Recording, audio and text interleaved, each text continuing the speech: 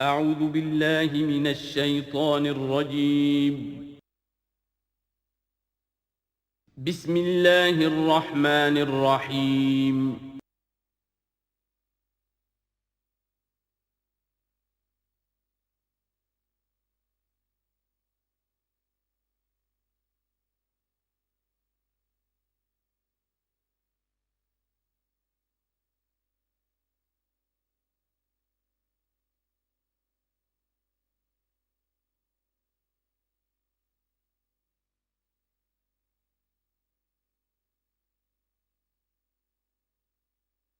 اعوذ باللہ من الشیطان الرجیم بسم اللہ الرحمن الرحیم الف لام میم ذالک الکتاب لا ریب فیہ صدق اللہ العظیم۔ الف لام میم حروف مقطعات ہیں جن کے بارے میں عرض کر چکا ہوں۔ ذالک الکتاب لا ریب فیہ، یہ وہ کتاب ہے اس میں کوئی شک نہیں۔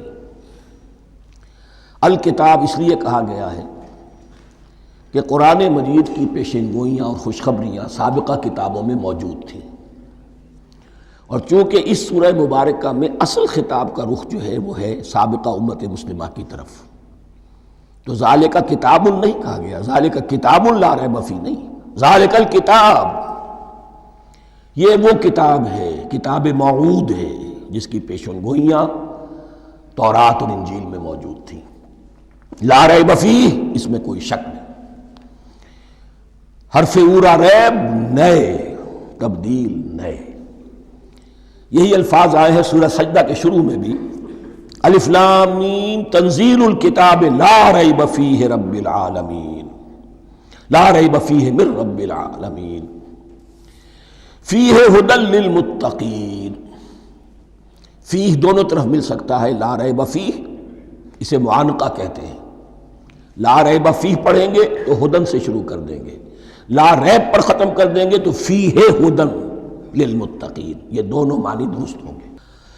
ہدن للمتقین یہ ہدایت ہے، رہنمائی ہے اہل تقوی میں جو بچنا چاہیں۔ تقوی کا اصل مفہوم سمجھ لیجئے، وقا یقی کسی کو بچانا، تقوی خود بچنا۔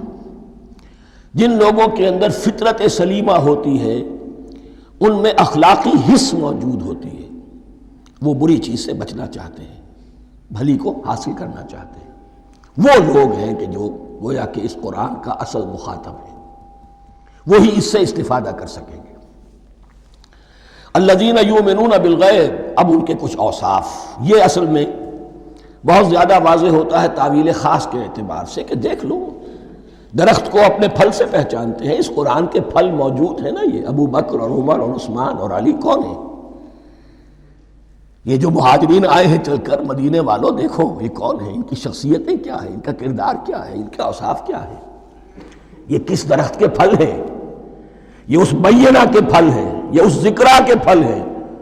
بینہ رسول من اللہ یتلو صحفا مطہرۃ فیہا کتب قیمہ، یہ اس شجرہ مبارکہ کے پھل ہیں، دیکھ لو ان کے کیا شب و روز ہیں۔ الذین یؤمنون بالغیب، جو غیب پر ایمان رکھتے ہیں۔ تعویل عام کے اعتبار سے اس کا بہت اہم مفہوم ہوگا، جو یہ طے کر لے کہ سوائے مادے کی دنیا کے مجھے اس سے آگے جانا ہی نہیں، unless I can verify۔ آپ کو معلوم ہے کہ میٹیریل جو حقائق ہیں وہ تو آپ ویریفائی کر سکتے ہیں، آنکھ سے دیکھ سکتے ہیں، کان سے سن سکتے ہیں، ویریفائڈ ہیں۔ جو یہ سمجھ لے گا کہ اس کے بیونڈ کچھ نہیں ہے، اس کے لیے قرآن میں کوئی ہدایت نہیں۔ ہدایت قرآنی کا نقطہ آغاز یہ ہے کہ انسان یہ سمجھ لے کہ جو اصل حقیقت ہے وہ مستور ہے، نگاہوں سے چھپی ہوئی ہے، سامنے جو کچھ نظر آ رہا ہے۔ ایک انگلستان کے بہت بڑے فلسفی کی کتاب کا عنوان ہے appearance and reality, reality and appearance, Bradley کی کتاب۔ اپیئرنس جو کچھ نظر آ رہا ہے یہ حقیقت نہیں، حقیقت اس کے پیچھے ہے۔ اور کنفیوشس کا ایک جملہ ہے جو بہت بڑا حکیم اور فلسفی تھا، چین کا بہت بڑا حکیم اور فلسفی، اور ہو سکتا ہے کہ نبی ہو، واللہ عالم، ہم کہہ نہیں سکتے۔ اس کی تعلیم بڑی اخلاقی تعلیم ہے، اور اس کا جملہ سنیے، یہ یؤمنون بالغیب کی اس سے زیادہ صحیح تشریح ممکن نہیں ہے۔ There are certain things, there's nothing more real than what cannot be seen. And there's nothing more certain than what cannot be heard. وہ حقائق جو آنکھوں سے نہیں دیکھے جا سکتے اور کانوں سے نہیں سنے جا سکتے، ان سے زیادہ یقینی اور واقعی حقائق اور کوئی نہیں. There's nothing more real than what cannot be seen, and there's nothing more certain than what cannot be heard. الذین یؤمنون بالغیب ویقیمون الصلاۃ، نماز قائم کرتے ہیں. ومما رزقناہم ينفقون، اور جو کچھ ہم نے انہیں دیا ہے اس میں سے خرچ کرتے ہیں، خیر میں، بھلائی میں، نیکی میں، ابناء نو کی حاجات کو رفع کرنے میں، لوگوں کی تکلیفیں دور کرنے میں، خود اللہ کے لیے، اللہ کی رضا جوئی کے لیے، اللہ کو قرض حسنہ دیتے ہوئے. والذین یؤمنون بما انزل الیک وما انزل من قبلک، اور وہ کہ جو ایمان رکھتے ہیں اس پر بھی جو آپ پر نازل کیا گیا ہے محمد صلی اللہ علیہ وسلم، اور اس پر بھی کہ جو آپ سے پہلے نازل کیا گیا. یہ بہت اہم الفاظ ہیں، اس لیے کہ عام طور پر آج کل ہمارے ہاں یہ خیال پھیلا ہوا ہے کہ یہ تورات اور انجیل کے پڑھنے کا کوئی فائدہ نہیں، کوئی ضرورت نہیں. کوئی ضرورت نہیں کی حد تک تو شاید بات صحیح ہو، لیکن کوئی فائدہ نہیں، یہ بالکل غلط ہے. یہ ابتدا ہے قرآن کی، اور کس قدر اہتمام کے ساتھ کہا جا رہا ہے. ایمان صرف قرآن پر نہیں، اس پر بھی کہ جو اس سے پہلے نازل کیا گیا. اور سورہ نساء کی آیت، اور سورہ نساء نازل ہوئی ہے کہیں جا کر سن 6 ہجری میں. یا ایھا الذین آمنوا آمنوا باللہ ورسولہ والکتاب الذی نزل علی رسولہ والکتاب الذی انزل من قبل. تو اس سے ایمان جو ہے تورات پر اور انجیل پر اور زبور پر اور صحف ابراہیم پر، اجمالی ایمان کی جو اہمیت ہے اس کو اچھی طرح سمجھ لیجیے. البتہ یہ ہے کہ چونکہ ہم سمجھتے ہیں اور جانتے ہیں کہ ان کتابوں میں تحریف ہو گئی ہے، لہذا ان کتابوں کی کوئی شے قرآن پر حجت نہیں ہوگی. جو چیز قرآن سے ٹکرائے گی ہم اس کو رد کر دیں گے. ان کتابوں کی کسی شے کو دلیل کے طور پر نہیں لائیں گے. لیکن جہاں قرآن مجید کی کسی بات کی نفی نہ ہو رہی ہو تو بہت سے حقائق ہمیں ان کتابوں ہی سے ملتے ہیں. انبیاء کے مابین جو زمانی ترتیب ہے، کرونالوجیکل آرڈر جو ہے، وہ تو ہمیں تورات سے ملتا ہے، قرآن میں تو نہیں. قرآن میں کبھی حضرت نوح کا ذکر بعد میں ہے، حضرت موسیٰ کا پہلے. وہاں تو کسی اور پہلو سے ترتیب آتی ہے، لیکن وہاں ہمیں تاریخ ملتی ہے ابراہیم کی، اسحاق کی، یعقوب کی، انبیاء بنی اسرائیل کی، موسیٰ کی، عیسیٰ کی. یہ ساری چیزیں تو اس کی اہمیت جو ہے اس کو سمجھ لیجئے. والذین یؤمنون بما انزل الیک وما انزل من قبلک وبالآخرۃ ھم یوقنون، آخرت پر وہ یقین رکھتے ہیں. نوٹ کرنے والی بات کیا ہے کہ باقی سب چیزوں کے لیے لفظ ایمان آیا، آخرت کے لیے ایقان. کیوں؟ واقعہ یہ ہے کہ انسان کے عمل کے اعتبار سے سب سے زیادہ مؤثر شے ایمان بالآخرہ ہے. ایمان بالآخرہ ہے تو عمل سیدھا رہے گا کہ ہاں مجھے جواب دہی کرنی ہے، جانا ہے، اٹھنا ہے، اللہ کے حضور حاضری ہے. اگر یہ یقین ہے تو عمل صحیح ہوگا. اس میں کمی ہو گئی تو توحید جو ہے وہ بھی بس ایک عقیدہ، ایک ڈوگما بن کے رہ جائے گی. ایمان بالرسالت بھی بدعات کو جنم دے گا.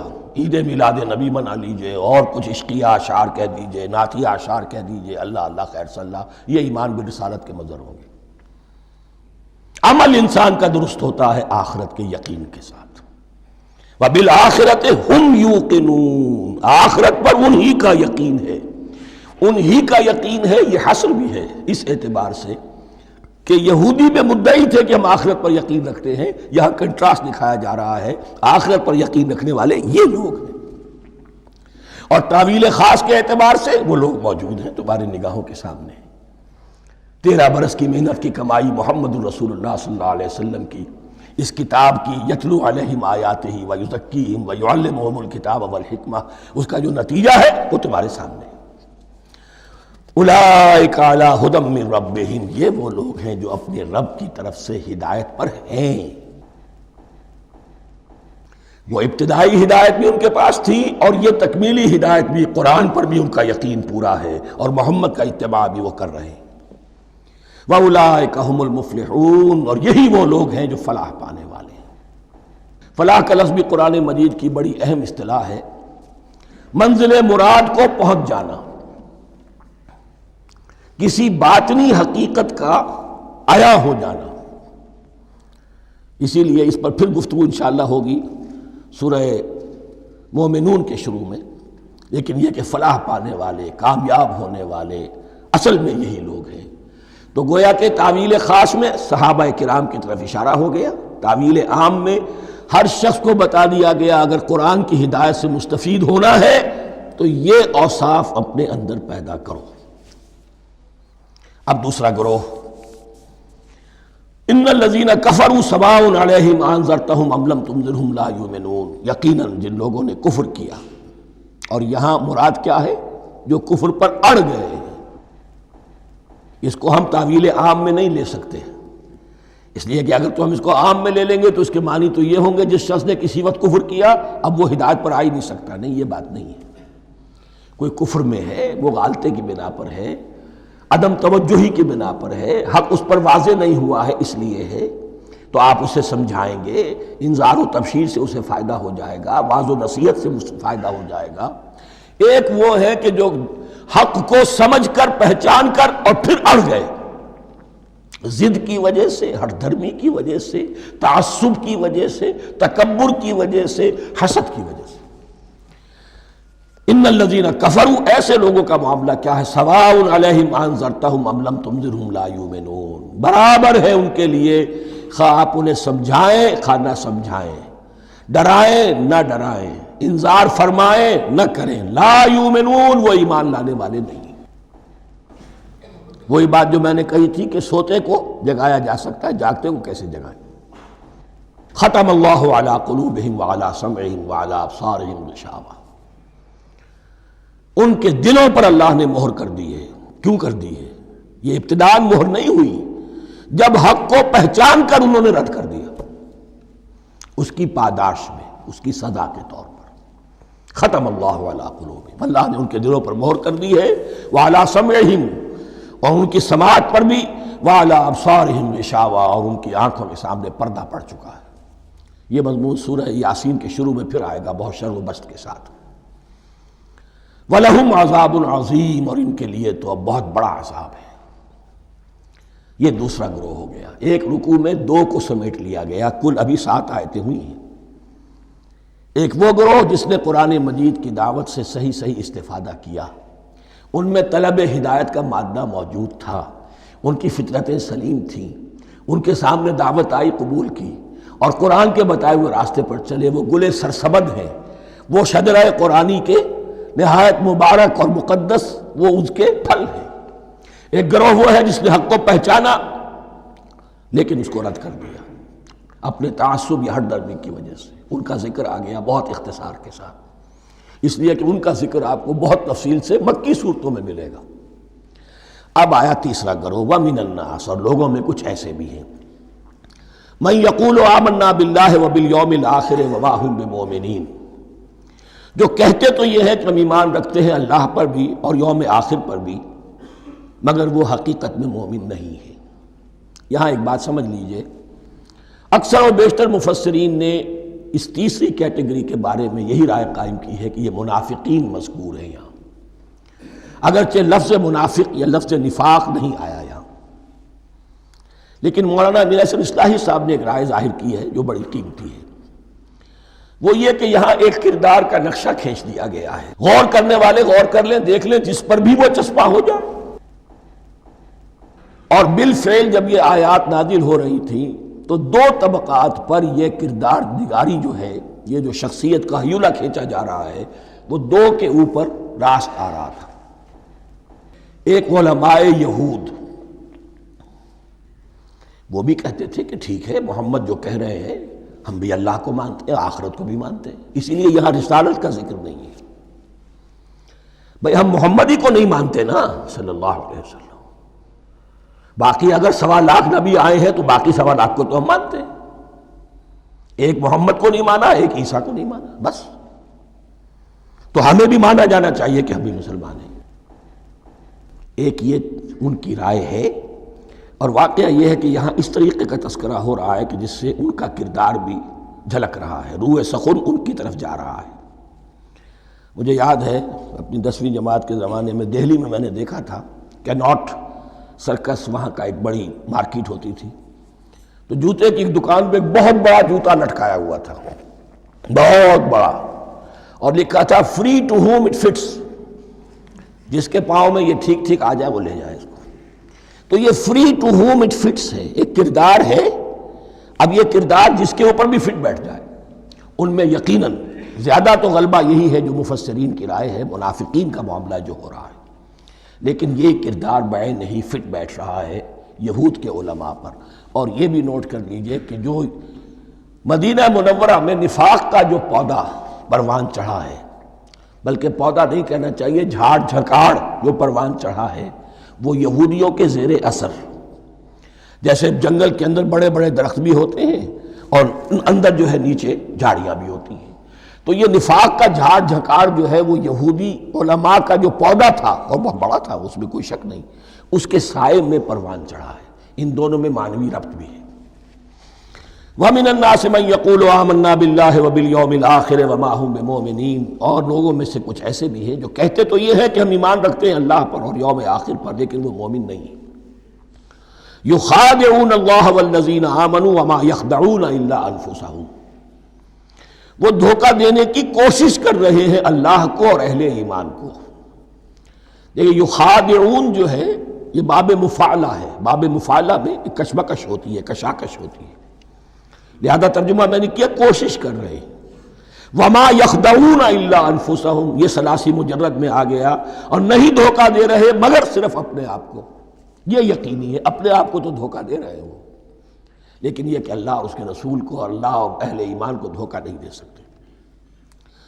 سورہ نساء کی آیت نمبر 142 میں یہ کھل کر منافقین کے بارے میں یہی الفاظ آئے ہیں، ان المنافقین یخادعون اللہ وہو خادعہم، یقیناً منافقین جو ہے وہ اللہ کو دھوکہ دینے کی کوشش کر رہے ہیں اور اللہ انہیں دھوکہ دے رہا ہے۔ وما یشعرون، انہیں اس کا شعور نہیں ہے۔ یہ بہت اچھی طرح نوٹ کر لیجئے، منافقین کی بھی اکثریت وہ تھی جنہیں اپنے نفاق کا شعور نہیں تھا، وہ اپنے تئیں سمجھتے تھے اپنے آپ کو مسلمان، وہ کہتے تھے یہ بے وقوف لوگ ہیں، محمد رسول اللہ کے بارے میں کہتے تھے یہ خام خواہ جو ہے انہوں نے لڑائی بھڑائی مول لے لی ہے اہل مکہ کے ساتھ، کیا ضرورت ہے، امن کے ساتھ جو ہے بات کرنی چاہیے۔ وہ سمجھتے تھے کہ ہم خیر خواہ ہیں، ہم بھلی بات کہہ رہے ہیں، یہ بے وقوف لوگ ہیں، دیکھتے نہیں کہ کس سے ٹکرا رہے ہیں، ہاتھ میں اسلحہ نہیں ہے اور لڑائی کے لیے جا رہے ہیں، تو بے وقوف تو یہ ہے۔ لیکن وہ سمجھتے تھے کہ ہم تو بڑے مخلص ہیں، ہم مصلح ہیں، تو ما یشعرون بہت ضروری ہے۔ بعض لوگ منافق ایسے بھی تھے کہ جو اسلام میں داخل ہی ہوتے تھے دھوکہ دینے کی خاطر، اور ان پہ پہلے دن سے واضح ہوتا تھا کہ ہم مسلمان نہیں ہیں، ہم نے اسلام کا لبادہ اوڑھا ہے صرف دھوکے کے لیے۔ اس کا ایک ذکر سورہ آل عمران میں آئے گا، لیکن اکثر و بیشتر منافقین دوسری طرح کے تھے جنہیں اپنے نفاق کا شعور حاصل نہیں تھا۔ فی قلوبہم مرض، ان کے دلوں میں ایک روگ ہے، بیماری ہے۔ یہ روگ اور بیماری کیا ہے؟ ایک لفظ میں اس کو تعبیر کیا جائے، کردار کی کمزوری، ویکنس آف کیریکٹر۔ ایک شخص وہ ہوتا ہے کہ جو سمجھتا ہے یہ حق ہے، حق سے باد آباد، اب جو ہو سو ہو۔ ایک حق کو حق پہچان کر رد کر دیتا ہے، وہ کافر ہو گیا۔ ایک حق کو حق پہچان کر آیا تو صحیح، لیکن ویکنس آف کیریکٹر کی وجہ سے قوت ارادی کمزور ہے، آخرت بھی چاہتے ہیں، دنیا کو بھی ہاتھ سے دینے کو تیار نہیں، یہاں کا بھی کوئی نقصان نہ ہو اور آخرت کا بھی سارا بھلا ہمیں مل جائے۔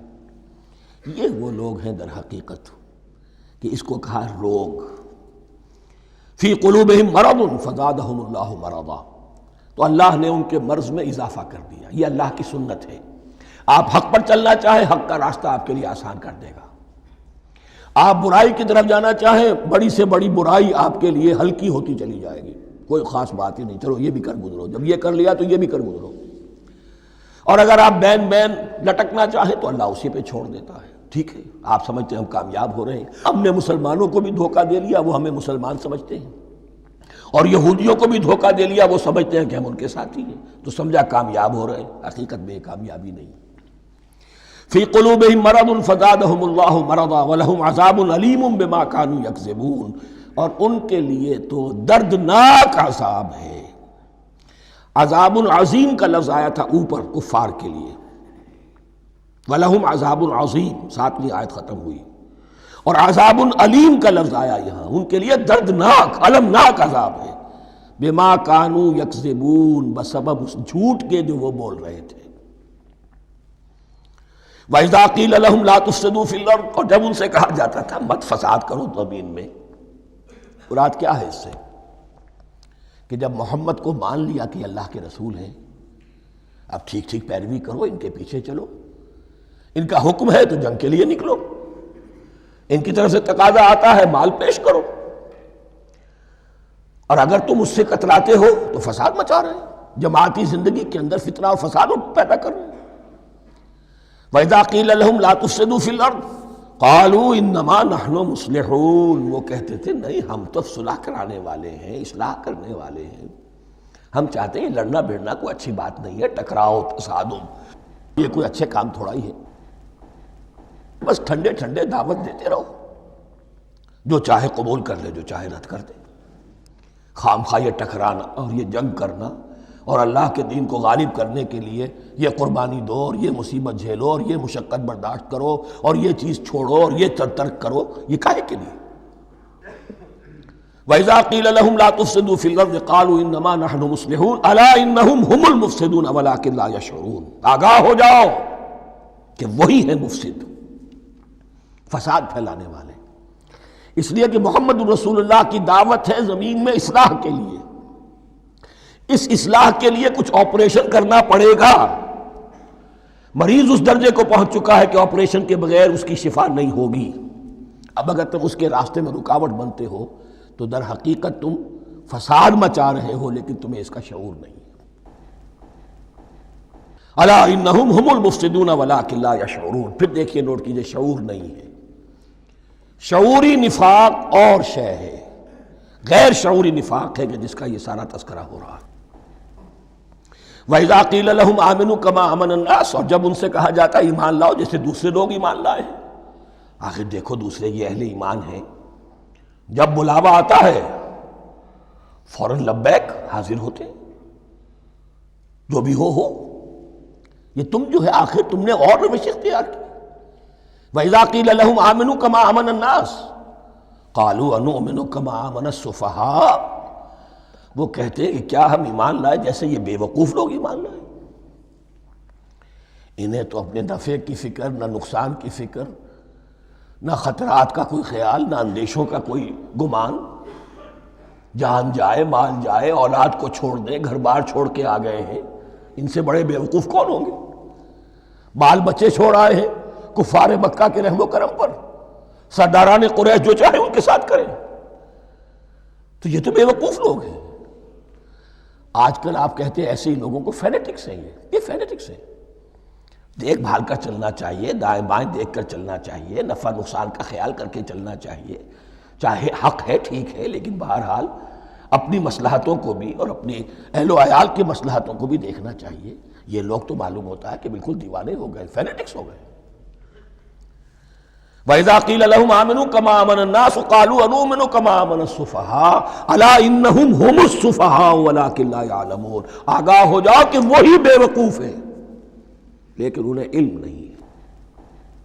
وہ صادق الایمان جو ایمان کی ہر تقاضے کو پورا کرنے کے لیے ہر وقت حاضر ہیں، ان سے بڑا عقل مند کوئی نہیں، ان سے بڑا سمجھدار کوئی نہیں۔ انہوں نے یہ جان لیا ہے کہ اصل زندگی آخرت کی زندگی ہے، یہ نہیں ہے، یہ تو عارضی ہے، کل نہیں آج ختم ہو جائے، آج نہیں ابھی ختم ہو جائے، کیا فرق پڑے گا؟ جانا تو ہے، اب نہیں تو کل، کل نہیں تو پرسوں، جانا تو ہے۔ تو عقل تو ان کے اندر ہے۔ الا انہم هم السفہاء ولکن لا یعلمون واذا لقوا الذین آمنوا قالوا آمنا، اور جب یہ ملتے ہیں ان سے جو اہل ایمان ہیں تو کہتے ہیں ہم بھی ایمان رکھتے ہیں۔ اب یہ ان دونوں پر آئے گا۔ عام جو یہودی تھے وہ بھی کہتے تھے کہ ہم بھی تو آخر اللہ کو مانتے ہیں، آخرت کو مانتے ہیں، اور منافق تو تھے ہی جو رسول کو بھی مانتے تھے۔ وَإِذَا خَلَوْا إِلَىٰ شَيَاطِينِهِمْ، اور جب یہ اپنے شیطانوں کے پاس خلوت میں ہوتے ہیں، اور یہاں شیاطین سے مراد ہیں اہل کتاب یہود کے علماء، ان کے سردار، یا عبداللہ ابن ابی جو منافقین مدینہ کا سردار تھا۔ اگر وہ کبھی ملامت کرتا تھا، دیکھو تم تو معلوم ہوتا ہے بالکل مسلمانوں میں شامل ہی ہو گئے پوری طرح سے، تمہیں کیا ہو گیا، تم ہر بات مان رہے ہو۔ اب انہیں یہ کچھ نہ کچھ اپنی وفاداری کا یقین دلانے کے لیے کہنا پڑتا تھا، نہیں ہم انہیں بیوقوف بنا رہے ہیں، ہم ان سے ذرا تمسخر کر رہے ہیں، ہم ہیں آپ کے ساتھ ہی، آپ فکر نہ کریں۔ اسی لیے یہ دو منہا ہونا، نفق کہتے ہیں سرنگ کو جس کے دو دروازے ہوتے ہیں، باقی زیر زمین ہے۔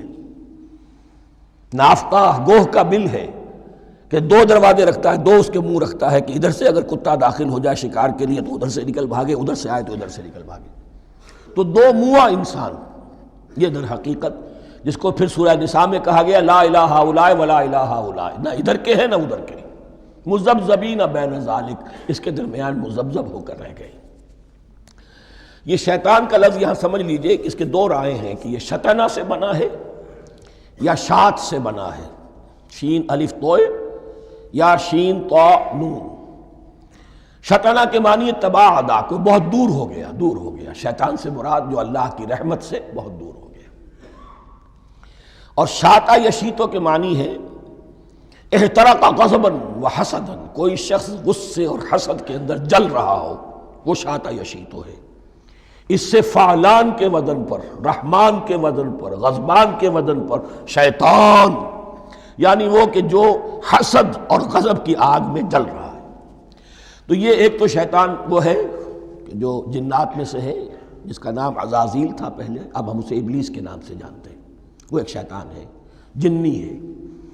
پھر یہ کہ جو بھی اس کے پیروکار ہیں دنیا میں، انسانوں میں سے ہوں یا جنات میں سے ہوں، وہ بھی شیاطین ہیں۔ اسی طرح اہل کفر، اہل زیغ کے جو بڑے بڑے سردار ہوتے ہیں، ان کو بھی شیطان سے تعبیر کیا گیا۔ وَإِذَا خَلَوْا إِلَىٰ شَيَاطِينِهِمْ قَالُوا إِنَّا مَعَكُمْ، اور جب وہ خلوت میں ہوتے ہیں، علیحدگی میں ہوتے ہیں اپنے شیاطین کے پاس، سرداروں کے پاس، کہتے ہیں ہم تو آپ کے ساتھ ہیں، انما نحن مستہزئون، یہ تو ہم ان مسلمانوں کو بیوقوف بنا رہے ہیں، ان سے استہزاء کر رہے ہیں، تمسخر کر رہے ہیں۔ ہم تمسخر میں کہہ دیتے ہیں کہ ہم بھی آپ کے ساتھ ہیں، آمنا۔ اللہ یستہزئ بہم ویمدہم فی طغیانہم یعمہون، حقیقت کیا ہے کہ اللہ ان کا مذاق اڑا رہا ہے اور ان کو ڈھیل دے رہا ہے کہ وہ اپنے عقل کے اندھے پن میں بڑھتے چلے جائیں۔ اللہ تعالیٰ جیسا میں نے عرض کیا رسی دراز کرتا ہے، کوئی شخص غلط راستے پر جانا ہے تو جاؤ بھائی، فوراً تو نہیں پکڑتا، اگر فوراً پکڑ لے تو سیدھا ہو جائے گا، چلتے جائے، جہاں جانا چاہتے ہو جاؤ۔ تو ان کو بھی رسی دراز کر رہا ہے اللہ، لیکن یہ کہ اللہ یستہزئ بہم، یہ سمجھتے ہیں کہ مسلمانوں کا مذاق اڑا رہے ہیں، اصل میں مذاق ان کا اڑ رہا ہے اللہ کے نزدیک۔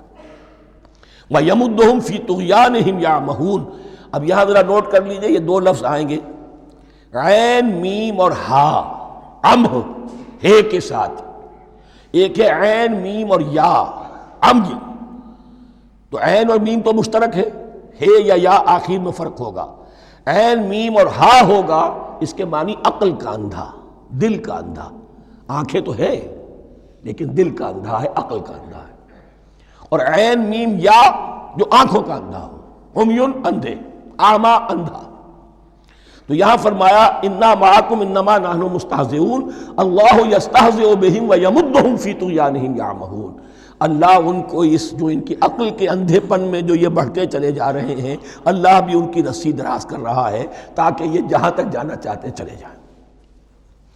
اولئک الذین اشتروا الضلالۃ بالہدی، یہ وہ لوگ ہیں کہ جنہوں نے ہدایت کے عوض گمراہی خرید لی ہے۔ دیکھیے بڑا پیارا انداز ہے یہ، ایک شخص کے سامنے دونوں آپشنز تھے، ایک نے گمراہی کو چھوڑا، ہدایت لے لی، چاہے قیمت دینی پڑی، تکلیفیں اٹھانی پڑی، آزمائشوں میں سے گزرنا پڑا، قربانیاں دینی پڑی، ہدایت لی۔ اور ایک شخص نے ہدایت دے کر گمراہی لے لی ہے۔ آسانی تو ہو گئی، فوری تکلیف سے تو بچ گئے، لا الہ الا ولا الہ الا، دونوں طرف سے اپنے آپ کو بچا لیا۔ لیکن حقیقت میں سب سے زیادہ گھاٹے کا سودا یہی ہے۔ اولئک الذین اشتروا الضلالۃ بالہدی، ہدایت دے کر اور ضلالت خرید لی ہے۔ فما ربحت تجارتہم، تو ان کی تجارت ان کے حق میں ہرگز مفید نہیں ہوئی۔ اب یہاں بھی دیکھیے، را با اور ہے ہا، ربحا، اس کے معنی نفع، صحیح نفع، جائز نفع۔ را با اور وا، ربا، وہ سود، وہ بھی اضافہ ہے، وہ بھی بڑھوتری ہے، لیکن وہ حرام ہے۔ ایک ہے تجارت کے اندر جو نفع ہو جائے وہ ربح ہے، را با اور ہا یہ نفع ہے جو جائز نفع ہے۔ را با اور وا، ربا، یہ کیا ہے؟ یہ سود ہے، یہ حرام ہے۔ را اور با مشترک ہے، آگے ہا، آگے اور با، اس کا فرق ہے۔ فما ربحت تجارتہم وما کانوا مہتدین، ان کی تجارت ان کے حق میں ہرگز مفید نہیں ہوئی اور نہیں ہے اب یہ ہدایت پانے والے۔ مثلہم، اب یہاں دو تمثیلیں آ رہی ہیں بڑی پیاری۔ پہلی تمثیل ہے کفار کے بارے میں، دوسری تمثیل ہے یہ بین والے لوگوں کے بارے میں۔ پہلوں کے لیے کیا تمثیل ہے؟ مثلہم کمثل الذی استوقد نارا، ان کی مثال اس شخص کی سی ہے جس نے آگ روشن کی۔ ایک نقشہ کھینچا جا رہا ہے، اندھیری شب ہے جدا اپنے قافلے سے ہے تو، تیرے لیے ہے میرا شعلہ نوا قندیل۔ اندھیری شب ہے، قافلہ بھٹک رہا ہے، کچھ لوگ بڑی ہمت کرتے ہیں، اندھیرے میں بھی ادھر ادھر سے لکڑیاں جمع کرتے ہیں اور آگ روشن کر دیتے ہیں۔ لیکن عین اس وقت جب آگ روشن ہوتی ہے کچھ لوگوں کی بینائی سلب ہو جاتی ہے۔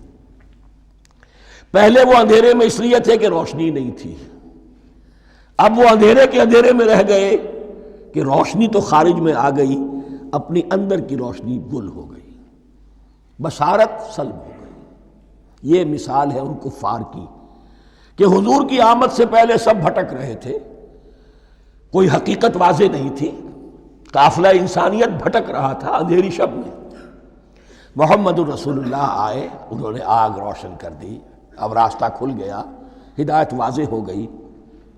لیکن کچھ ضد یا تعصب یا تکبر یا حسد کی بنیاد پر کچھ لوگوں کی اندر کی بینائی زائل ہو گئی، تو وہ تو ویسے کے ویسے بھٹک رہے ہیں، جیسے پہلے اندھیرے میں تھے ویسے ہی اب اندھیرے میں ہیں۔ روشنی میں آنے والے تو وہ ہیں، دیکھ لو، جن کا ذکر سب سے پہلے ہوا ہے۔ مثلہم کمثل الذی استوقد نارا، اس شخص کی سی ہے کہ جس نے آگ روشن کی۔ فلما اضاءت ما حولہ، جب اس آگ نے اپنے ماحول کو، گردا گرد کو روشن کر دیا، ذہب اللہ بنورہم، اللہ ان کی نور بصارت کو لے گیا، سلب کر لیا اللہ نے۔ وترکہم فی ظلمات لا یبصرون، اور چھوڑ دیا انہیں ان اندھیروں کے اندر کہ وہ کچھ نہیں دیکھتے۔ صم بکم عمی فہم لا یرجعون، اسم کہتے ہیں بہرے کو، سم جمع ہے اس کی، سمن۔ اب کمو کہتے ہیں گونگے کو، بکمن اس کی جمع ہے۔ آما کہتے ہیں اندھے کو، عمیون اس کی جمع ہے۔ یہ بہرے ہیں، گونگے ہیں، اندھے ہیں، فہم لا یرجعون، اب یہ لوٹنے والے نہیں۔ یہ کون ہے؟ ابو جہل ہے، ابو لہب ہے، ولید بن مغیرہ ہے، عقبہ ابن ابی معیط ہے۔ یہ سب کے سب ابھی زندہ ہیں جب یہ آیات نازل ہو رہی ہیں۔ ابھی تو غزوہ بدر ہوگا سن 2 ہجری میں، اور اس میں یہ سب جو ہیں واصل جہنم ہوں گے، ابھی تک تو ہے نا۔ یہ لوگ ہو گئے اس کی مثال۔ مثلہم کمثل الذی استوقد نارا فلما اضاءت ما حولہ ذہب اللہ بنورہم وترکہم فی ظلمات لا یبصرون صم بکم عمی فہم لا یرجعون۔ اب دوسری مثال، او کصیب من السماء، یا بڑی زور کی بارش برس رہی ہے آسمان سے، فیہ ظلمات، اس میں اندھیرے بھی ہیں، ورعد، اور گرج ہے، وبرق، اور بجلی چمک رہی ہے، یجعلون اصابعہم فی آذانہم من الصواعق حذر الموت، کچھ لوگ ہیں کہ جو اپنی انگلیاں اپنے کانوں کے اندر ٹھوسے ہوئے ہیں کہ وہ جو کڑک ہے اس سے ان کی جانیں نہ نکل جائیں، موت نہ آ جائے۔ کڑکا ایسا ہے کہ اس کڑکے سے بچنے کے لیے اپنی انگلیاں اپنی کانوں میں ٹھوس رکھی ہیں، حذر الموت، موت کے خوف سے۔ واللہ محیط بالکافرین، اللہ ایسے کافروں کا احاطہ کیے ہوئے ہے، بچ کر کہاں جائیں گے۔ یکاد البرق یخطف ابصارہم، قریب ہے کہ بجلی ان کی نگاہوں کو لے جائے، ان کی بینائی کو سلب کر لے۔ کلما اضاء لہم، لیکن ہوتا کیا ہے، جب ذرا روشنی ہوئی تو چل لیے۔ مشوا فیہ، بجلی چمکی، کچھ نظر آ گیا دائیں بائیں تو کچھ تھوڑا سا چل لیے۔ وَإِذَا أَظْلَمَ عَلَيْهِمْ، اور جب تاریکی ان پر طاری ہو گئی، قاموا، کھڑے کے کھڑے رہ گئے۔ یہ نقشہ ہے ان کا کہ ایک طرف بارش ہو رہی ہے، قرآن مجید ہے، آسمان سے نازل ہو رہا ہے، یہ ماہ مبارکہ ہے، یہ کتاب مبارکن ہے، لیکن یہ کہ اس کے ساتھ کڑکے ہیں، گرج ہے، کفر سے مقابلہ ہے، کفر کی طرف سے دھمکیاں ہیں، اندیشے ہیں، خطرات ہیں، امتحانات ہیں، آزمائشیں ہیں۔ ذرا کہیں حالات کچھ بہتر ہوئے، کچھ جسے بریدنگ سپیس کہتے ہیں ملی، تو تھوڑا سا چل لیے، ہم بھی مسلمان ہیں، کوئی خاص موقع نہیں ہے، کسی جنگ کے لیے بلایا نہیں جا رہا ہے، تو بڑھ چڑھ کے باتیں کر رہے ہیں، اپنے ایمان کا اظہار بھی کر رہے ہیں۔ جیسے ہی کوئی آزمائش آئی، قاموا، ٹھٹک کر کھڑے کے کھڑے رہ گئے۔ وَلَوْ شَاءَ اللَّهُ لَذَهَبَ بِسَمْعِهِمْ وَأَبْصَارِهِمْ، اللہ چاہتا تو ان کی سماعت اور بصارت کو بھی سلب کر لیتا، لیکن اللہ کا قانون یہی ہے، جو جہاں رہنا چاہے اس نے آزادی ارادہ دی ہے انسان کو۔ تم اگر مومن صادق بن کر رہنا چاہتے ہو، اس کو آسان کر دے گا تمہارے لیے۔ تم نے اپنے تعصب کی وجہ سے، اپنے تکبر کی وجہ سے کفر کا راستہ اختیار کیا، اللہ اسی کو کھول دے گا۔ تم بیچ میں لٹکنا چاہتے ہو، لٹکتے رہو، اللہ تعالیٰ جو ہے جبرن کسی کو نہ حق پہ لائے گا، نہ جبرن کسی کو باطل پر لے کر جائے گا، اس لیے کہ جبر اگر ہو تو پھر امتحان کا معاملہ ختم، پھر جزا و سزا بیکار ہے، غیر منطقی ہے، غیر معقول ہے۔ ان اللہ علی کل شیء قدیر، یقیناً اللہ تعالیٰ ہر چیز پر قادر ہے۔ یہ دو رکوع اس اعتبار سے کہ انسانی شخصیتوں کا سمجھنا، اور جیسا کہ میں نے عرض کیا، تعویل عام ذہن میں رکھیے، جب بھی کبھی کوئی دعوت حق اٹھے گی، اگر وہ واقعتاً کل کے کل حق کی دعوت ہے اور اس میں انقلابی رنگ ہے کہ باطل سے پنجہ آزمائی کرنی ہے، باطل کو نیچا دکھانا ہے، حق کا غلبہ کرنا ہے، تو یہ تین قسم کے افراد لازماً ہمیشہ وجود میں آ جائیں گے۔ ان کو پہچاننا، ان کے کردار کی جو اصل جو اس کے پیچھے پس منظر ہے، اس کو جاننا بہت ضروری ہے۔ اب جو تیسرا رکوع آ رہا ہے سورہ بقرہ کا، اس میں قرآن کی دعوت کا خلاصہ ہے۔ قرآن کیا ماننے کی دعوت دیتا ہے، اس کی پکار کیا ہے۔ جیسا کہ میں عرض کر چکا ہوں، 2/3 قرآن پہلے نازل ہو چکا ہے، پس منظر میں ہے۔ ہمارے لیے اس ترتیب مصحف کے اعتبار سے وہ قرآن بعد میں آئے گا، ترتیب نزول کے اعتبار سے وہ پس منظر میں موجود ہے، لیکن چونکہ یہاں پر مصحف کے اندر یہاں سے آغاز کیا جا رہا ہے، لہذا اس کا خلاصہ جو ہے لب لباب، یہ ایک رکوع میں، اور قرآن کے فلسفے کا اور اس کے بعض نہایت ہی اہم جو موضوعات ہیں اور مسائل ہیں، ان کا ذکر پھر چوتھے رکوع میں۔ ابھی ہم تیسرا رکوع پڑھ رہے ہیں۔ یا ایھا الناس اعبدوا ربکم الذی خلقکم والذین من قبلکم لعلکم تتقون، اے لوگو بندگی اختیار کرو اپنے اس رب کی، اپنے اس مالک کی جس نے تمہیں پیدا کیا، اور نہ صرف تم کو پیدا کیا، تم سے پہلے جتنے لوگ گزرے انہیں بھی پیدا کیا تاکہ تم بچ سکو۔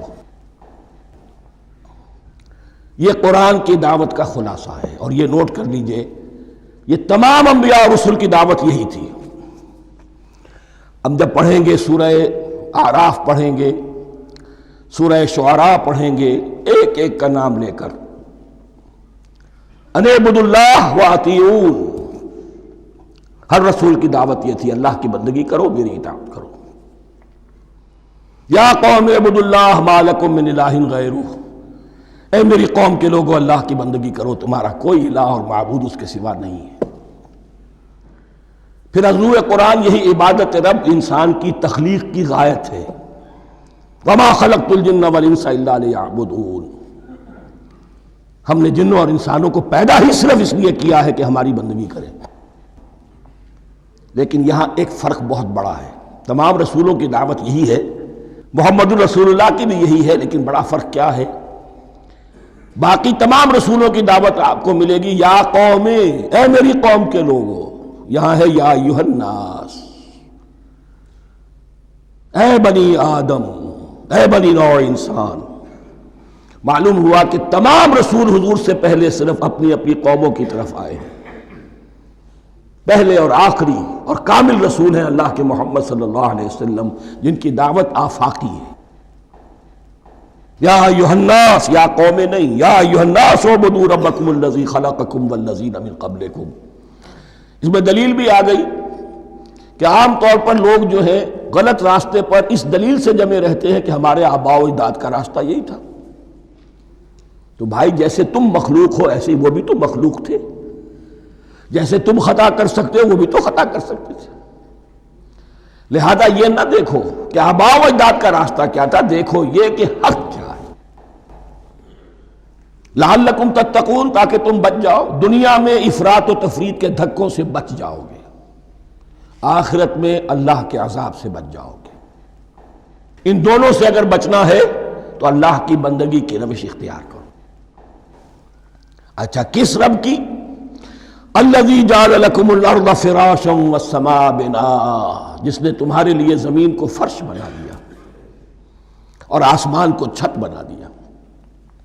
وانزل من السماء ماء، اور آسمان سے پانی برسایا، فاخرج بہ من الثمرات رزقا لکم، اور پھر اس پانی کے ذریعے سے زمین سے میووں کی شکل میں، پیداوار کی شکل میں تمہارے لیے رزق اگایا۔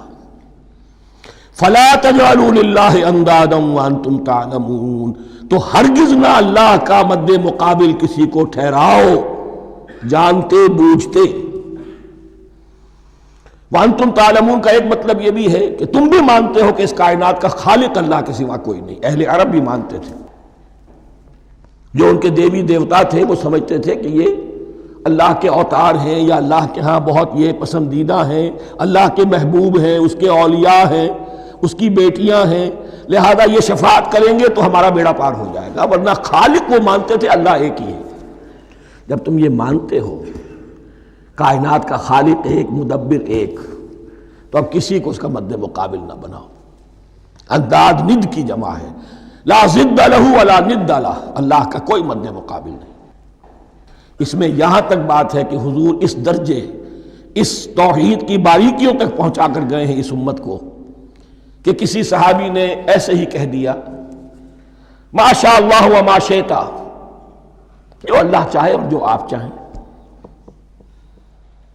حضور نے فوراً ٹوک دیا اجعلتنی للہ ندا، کیا تو نے مجھے اللہ کا مد مقابل بنا دیا ہے؟ اس کائنات میں مشیت صرف ایک کی چلتی ہے، کسی اور کی مشیت اس کی مشیت کے تابع پوری ہو جائے ہو جائے، لیکن مشیت مطلقہ صرف اس کی ہے۔ یہاں تک کہ حضور سے فرمایا گیا کہ اے نبی آپ کے لیے یہ ممکن نہیں ہے جسے چاہے ہدایت دے دیں، انک لا تہدی من احببت ولکن اللہ یہدی من یشاء۔ اگر یہ اختیار میں ہوتا تو ابو طالب دنیا سے بغیر ایمان لائے نہ جاتے۔ فلا تجعلوا للہ اندادا وانتم تعلمون۔ اب ان دو آیتوں میں تو یوں سمجھیے توحید نظری بھی اور توحید عملی بھی۔ توحید عملی کیا ہے؟ بندگی صرف اسی کی ہو۔ اب آیا ہے رسالت کا معاملہ، وَإِن كُنتُمْ فِي رَيْبٍ مِّمَّا نَزَّلْنَا عَلَىٰ عَبْدِنَا، اگر تمہیں رسالت محمدی پر شک ہے صلی اللہ علیہ وسلم، اس کے کیا معنی ہے؟ کہ تمہیں اس قرآن کے بارے میں شک ہے جو ہم نے اپنے بندے پر نازل کیا ہے۔ اگر ہے شک فی الواقع، وَإِن كُنتُمْ فِي رَيْبٍ، اگر تمہیں واقعتاً شک ہے مما نزلنا علی عبدنا، اس پر جو ہم نے اپنے بندے پر نازل فرمایا ہے، فاتو بسورۃ من مثلہ، تو لے آؤ اس جیسی ایک ہی صورت۔ یہ ہم کل پوری تفصیل سے دیکھ چکے ہیں کہ برسبیل تنزل یہاں پہنچے ہیں، پہلے 2 آیتیں میں نے آپ کو سنائی تھی، اس میں پورے قرآن کی مثال لانے کا چیلنج کیا گیا. پھر ایک آیت سنائی جس میں 10 صورتیں ہی لے آؤ. اب آخری درجے میں ایک صورت ہی بنا لا، اور ایک صورت تو سورۃ العصر کے مساوی بھی ہو سکتی تھی، سورۃ الکوثر کے مساوی بھی ہو سکتی تھی. وَادْعُوا شُهَدَاءَكُم مِّن دُونِ اللَّهِ إِن كُنتُمْ صَادِقِينَ، اور بلا لو اپنے سارے مددگاروں کو اللہ کے سوا، جن ہوں انس ہوں. اس لیے کہ قریش کا خیال یہ تھا کہ جو شعراء ہوتے ہیں ان کے پاس جن ہوتے ہیں، وہ جن انہیں سکھاتے ہیں، ورنہ عام آدمی تو یہ شعر نہیں کہہ سکتا. تو تمہارا اگر کوئی گمان ہے کوئی جنات سکھانے والے ہیں، کوئی انسان ہے، خطیب ہیں، شعراء ہیں، ادیب، سب کو جمع کر. ان کنتم صادقین. اب یہ ہے بہت ہی، جس کو میں نے کل کہا تھا، آپ کو یاد ہوگا، قرآن کا انداز کیا ہوتا ہے کہ وہ اپنے اندر جھانکنے کی دعوت دیتا ہے. یہ گویا کہ آنکھوں میں آنکھیں ڈال کر یہ کہا جا رہا ہے کہ حقیقت میں تمہیں کوئی شک نہیں ہے، یہ تم بات بنا رہے ہو صرف. اگر واقعتاً شک ہے تو آؤ میدان. حقیقت یہ ہے کہ تمہیں شک نہیں ہے. اگر تم سچے ہو فاتو بصورت من مثلی، تو اس جیسی ایک ہی صورت بنا لاؤ. فَإِن لَمْ تَفْعَلُوا، اب ذرا انداز دیکھیے تحدی کا اور چیلنج کا. پھر اگر تم یہ نہ کر پاؤ، وَلَن تَفْعَلُوا، اور ہرگز نہیں کر سکو گے. یہ چیلنج کون دے سکتا ہے؟ اللہ کے سوا کوئی نہیں دے سکتا. یہ انداز کسی کتاب کا نہیں ہے. ذَلِكَ الْكِتَابُ لَا رَيْبَ فِيهِ، یہ کسی کا نہیں ہے. فَإِن لَمْ تَفْعَلُوا وَلَن تَفْعَلُوا، پھر اگر تم نہ کر پاؤ اور تم ہرگز نہیں کر پاؤ گے، فَاتَّقُوا النَّارَ الَّتِي وَقُودُهَا النَّاسُ وَالْحِجَارَةُ، تو ڈرو اس آگ سے جس کا ایندھن بنیں گے انسان اور پتھر. اعدت للکافرین، کافروں کے لیے تیار کر لی گئی ہے، بھڑکا دی گئی ہے. پتھروں کا ذکر خاص طور پر کیوں ہے؟ 2 اس کے امکانات ہیں. آپ کو معلوم ہے کہ وہ جو پتھر کا کوئلہ ہوتا ہے اس کی آگ بڑی سخت ہوتی تھی، عام جو ہمارا یہ لکڑی کا کوئلہ ہوتا ہے اس کے مقابلے میں. اور دوسرے یہ بھی کہ چونکہ انہوں نے جو معبود تراش رکھے تھے وہ پتھر کے ہوتے تھے، تمہارے ساتھ ہی تمہارے ان معبودوں کو بھی جھونکا جائے گا اور وہ بھی جلیں گے، تاکہ تمہاری حسرت کے اندر اضافہ ہو. ان سے ہم دعائیں مانگا کرتے تھے، ان کے سامنے ماتھے ٹیکتے تھے، ان کے سامنے ڈنڈوت کرتے تھے، ان کو چڑھاوے چڑھاتے تھے. اب یہاں گویا کہ ایمان باللہ، توحید، ایمان بالرسالت اور ایمان بالآخرت. فَاتَّقُوا النَّارَ الَّتِي وَقُودُهَا النَّاسُ وَالْحِجَارَةُ اُعِدَّتْ لِلْكَافِرِينَ وَبَشِّرِ الَّذِينَ آمَنُوا وَعَمِلُوا الصَّالِحَاتِ، اور بشارت دے دیجئے اے نبی ان لوگوں کو کہ جو ایمان لائے اور جنہوں نے نیک عمل کیے. أَنَّ لَهُمْ جَنَّاتٍ تَجْرِي مِن تَحْتِهَا الْأَنْهَارُ، کہ ان کے لیے وہ باغات ہیں کہ جن کے دامن میں ندیاں بہتی ہوں گی. لفظی ترجمہ ہوگا جن کے نیچے ندیاں بہتی ہوں گی. مراد اس سے کیا ہے؟ عام فطری باغ وہ ہوتے تھے کہ جس میں ذرا اونچائی پر جو ہے درخت لگے ہوئے ہیں اور دامن میں ندی بہہ رہی ہے، تو اس سے خود بخود جو ہے وہ اریگیشن، نیچرل اریگیشن ہو رہی ہے، درختوں کے جڑوں تک پانی پہنچ رہا ہے. بہرحال ترجمہ آپ لفظی کریں، ان کے نیچے ندیاں بہتی ہوں گی یا یہ کہ جن کے دامن میں ندیاں بہتی ہوں گی. کلما رزقوا منہا من ثمرۃ رزقا، جب بھی کبھی انہیں دیا جائے گا کوئی پھل رزق کے طور پر کھانے کے لیے جنت میں، قالوا ھذا الذی رزقنا من قبل، وہ کہیں گے یہ تو وہی شے ہے جو ہمیں پہلے بھی ملتی تھی. اس کا ایک مفہوم یہ ہے، یہ جو نزل ہے، ابتدائی جو ہے دعوت ہے، ابتدائی ضیافت جو ہوگی اس میں وہی چیزیں کہ جو معروف ہے، جانی پہچانی ہے. یہ رمان، یہ دیکھیے یہ انار آ رہا ہے خوبصورت، یہ انگور ہے خوبصورت، یہ نخیل ہے، یہ نخل ہے، یہ رطب ہے، لیکن ذائقے کی کوئی نسبت و تناسب بھی نہیں ہوگا. وہ کہیں گے یہ وہی شے ہے جو ہمیں پہلے ملتی تھی. وَأُتُوا بِهِ مُتَشَابِهًا، مشابہ تو ہوگی وہ، لیکن ان کے ذائقے میں زمین و آسمان کا فرق ہوگا. اور ایک یہ بھی مفہوم لیا گیا کہ آخرت میں جنت میں بھی وہی میوے ملتے رہیں گے، لیکن ان کا ذائقہ بدلتا رہے گا. شکل وہ ہوگی لیکن ذائقہ وہ نہیں رہے گا کہ جس سے انسان کی پھر طبیعت بڑھ جاتی ہے ایک ہی شے کو کھاتے ہوئے. وَلَهُمْ فِيهَا أَزْوَاجٌ مُطَهَّرَةٌ، اور ان کے لیے ہوں گے اس میں بہت ہی پاک باز، نہایت پاک کی ہوئی بیویاں ہوں گی. ازواج مطہرۃ وہم فیہا خالدون، اور اس میں رہیں گے ہمیشہ ہمیشہ۔ یہ تو تین جو اصول ہیں دین کے دعوت ایمان، توحید اور رسالت اور معاد، ایمان باللہ، ایمان بالرسول، ایمان بالآخرہ۔ اب ذرا کچھ ضمنی مسائل ہیں کہ جو بعض کفار کی طرف سے، بعض معترضین کی طرف سے پیش ہوتے تھے، وہ کبھی بھی اس چیلنج کا مقابلہ تو نہ کر سکے، میدان میں تو نہ آ سکے۔ یہ بالکل ایسی بات ہے جیسے کسی مصور کی تصویر پر اعتراض کرنے والے تو بہت تھے۔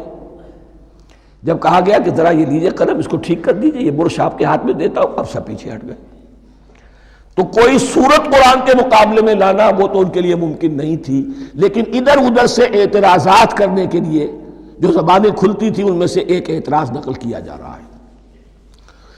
وہ یہ تھا کہ وہ کہتے تھے کہ قرآن مجید میں مکھی کی تشبیہ آئی ہے، یہ تو بڑی حقیر سی شے ہے، اعلیٰ کلام ہو اور اعلیٰ متکلم ہو وہ ایسی حقیر چیزوں کا تذکرہ نہیں کرتا۔ بیت العنکبوت، مکڑی کا بھی ذکر ہے قرآن میں، اتنی حقیر شے کا، یہ کوئی اعلیٰ کلام نہیں۔ اس کا جواب دیا جا رہا ہے کہ اصل میں کہیں تشبیہ بیان کرنی ہے، تمثیل بیان کرنی ہے، تو دیکھنا یہ کہ جس شے کے لیے تشبیہ دی جا رہی ہے اس کی مناسبت والی شے ہو۔ شے کوئی بہت حقیر ہے تو کسی عظمت والی شے سے آخر کیسے تشبیہ دی جائے گی؟ وہ تو کسی حقیر شے سے ہی تشبیہ دی جائے گی، تو جو اصل مقصد ہے تشبیہ کا وہ پورا ہوگا۔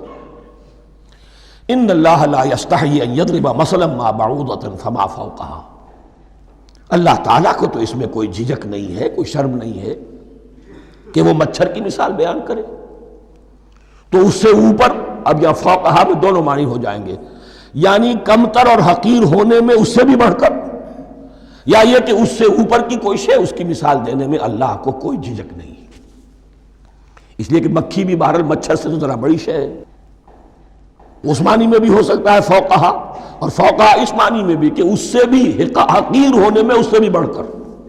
فَأَمَّا الَّذِينَ آمَنُوا فَيَعْلَمُونَ أَنَّهُ الْحَقُّ مِنْ رَبِّهِمْ، تو جو لوگ صاحب ایمان ہیں وہ جان لیتے ہیں کہ یہ حق ہے ہمارے رب کی طرف سے۔ وَأَمَّا الَّذِينَ كَفَرُوا، اور جنہوں نے کفر کیا ہے، فَيَقُولُونَ مَاذَا أَرَادَ اللَّهُ بِهَذَا مَثَلًا، یہ کیا مثال اللہ نے دی، کیا ارادہ ہوا اللہ کا اس مثال کے ذریعے سے؟ ناک منہ چڑھا رہے ہیں، اعتراض کر رہے ہیں۔ اب جو آ رہا ہے اگلا جملہ وہ ہے بہت اہم، یضل بہ کثیرا ویہدی بہ کثیرا، اسی کے ذریعے سے اللہ بہتوں کو ہدایت دیتا ہے اور اسی کے ذریعے سے بہتوں کو گمراہ کرتا۔ معلوم ہوا کہ ہدایت اور گمراہی، اور ہدایت اور ضلالت انسان کی سبجیکٹو کنڈیشن کے اوپر دار و مدار ہے اس کا۔ آپ کے دل میں خیر ہے، بھلائی ہے، نیت صحیح ہے، طلب ہدایت، طلب علم، اس میں آپ سچے ہیں، آپ کو ہدایت مل جائے گی۔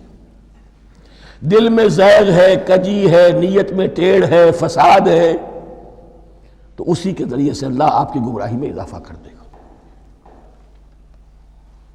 یضل بہ کثیرا ویہدی بہ کثیرا، لیکن اللہ کا یہ کسی کو ہدایت دینا اور کسی کو ضلالت دینا علل ٹپ نہیں ہے، کسی قاعدے اور قانون کے بغیر نہیں ہے۔ وما یضل بہ الا الفاسقین، نہیں گمراہ کرتا وہ اس کے ذریعے سے مگر صرف سرکش لوگوں کو، جن میں سرکشی ہے، تعلی ہے، تکبر ہے، اور ان کے اوصاف کیا ہے؟ الذین ینقضون عہد اللہ من بعد میثاقہ، جو توڑ دیتے ہیں اللہ کے ساتھ کیے ہوئے عہد کو۔ اور سب سے بڑا عہد یہ سورہ اعراف میں چل کر آئے گا، عہد الست۔ عالم ارواح میں ہم عہد الست کر کے آئے، الست بربکم قالوا بلا، کیا میں ہی نہیں ہوں تمہارا رب؟ تمام ارواح نے، میں بھی تھا، آپ بھی تھے، سب تھے، کل انسان، جتنے انسان دنیا میں آج تک آ چکے ہیں وہ بھی تھے، اور جو آنے ہیں ابھی قیامت تک وہ بھی تھے، لیکن تھے صرف ارواح کی شکل میں، جسم نہیں تھے۔ اور یہ میں آپ کو بتا چکا ہوں، مکمل وجود ہے انسان کا روحانی وجود۔ اولاً تخلیق اس کی ہوئی تھی، اسی سے آگے چل کر ایک بہت فلسفے کا بہت گہرا مضمون آ رہا ہے آگے چل کر۔ وہ جو عہد الست بربکم قالوا بلا، انہوں نے اس عہد کو توڑا، اللہ کو اپنا مالک اور خالق اور اپنا حاکم جاننے کی بجائے خود حاکم بن کر بیٹھ گئے۔ الیس لی ملک مصر، کیا مصر کی بادشاہی میری نہیں ہے؟ I am the sovereign. We are sovereign. Popular sovereignty. بغاوت، سرکشی، فاسق۔ وما يضل به الا الفاسقين الذين ينقضون عهد الله من بعد ميثاقه ويقطعون ما امر الله به ان يوصل، اور کاٹتے ہیں وہ چیز جسے اللہ نے جوڑنے کا حکم دیا ہے۔ اللہ نے صلہ رحمی کا حکم دیا ہے، یہ قطع رحمی کرتے ہیں مال کی طلب میں۔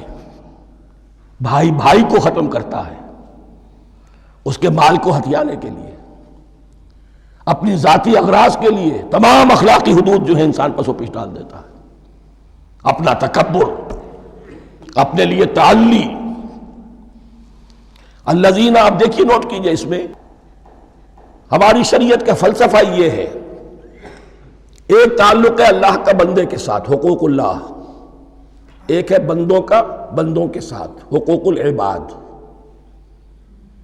اللہ کا حق کیا ہے؟ اسے حاکم اور مالک، اور حاکم سمجھو، الملک سمجھو، خود اس کے بندے بنو۔ انسانوں کا حق کیا ہے؟ کونوا عباد اللہ اخوانا، سب آپس میں بھائی بھائی اللہ کے بندے بن جاؤ۔ اور اس میں سب سے اہم ترین رحمی رشتہ ہے، سگے بھائی بہنیں، پھر دادی کے اوپر جا کر وہ کزنز آ جائیں گے، پر دادی پر جا کر اور جمع ہو جائیں گے، یہاں تک کہ آدم و حوا پر تمام انسان جمع ہو جائیں گے۔ تو رحمی رشتے کی بڑی اہمیت ہے۔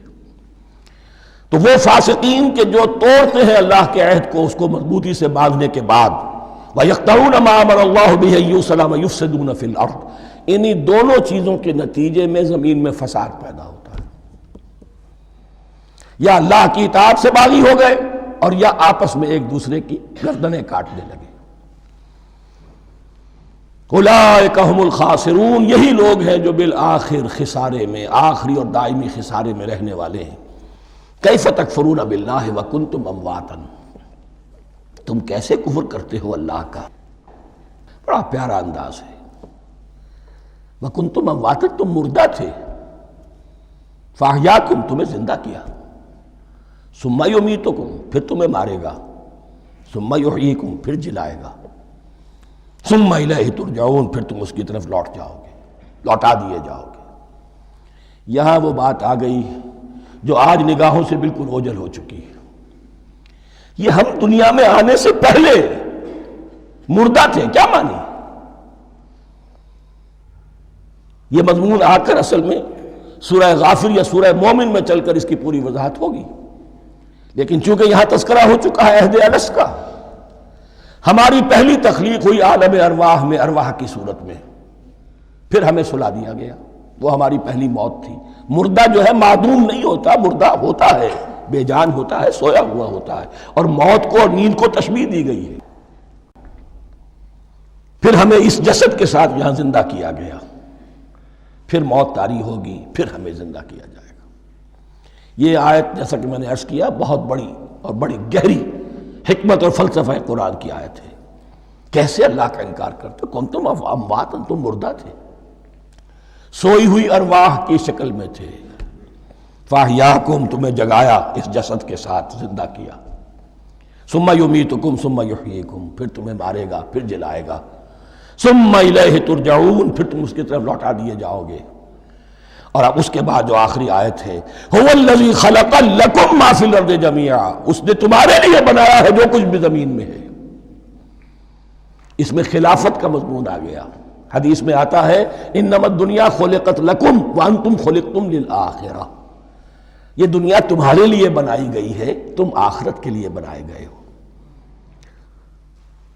هو الذی خلق لکم ما فی الارض جمیعا، اس لیے کہ اگلی آیت پھر آ رہی ہے خلافت کی آیت، سارا کچھ زمین میں یہ بستر جو بچھایا اور یہ کائنات کو، زمین کو سجایا تمہاری خلافت کے لیے۔ ثم استوى الى السماء فسواهن سبع سماوات، پھر وہ متوجہ ہوا آسمانوں کی طرف اور انہیں 7 آسمانوں کی شکل میں بنا دیا۔ جیسا کہ میں کل عرض کر چکا ہوں، یہ تاحال ابھی یہ آیات متشابہات میں سے ہے۔ 7 آسمانوں کی کیا حقیقت ہے ہم اس سے ابھی پورے طور سے واقف نہیں۔ وَهُوَ بِكُلِّ شَيْءٍ عَلِيمٌ، اور اسے ہر شے کا علم حقیقی حاصل ہے۔ بارک اللہ لی ولکم فی القرآن العظیم ونفعنی وإیاکم بالآیات والذکر الحکیم۔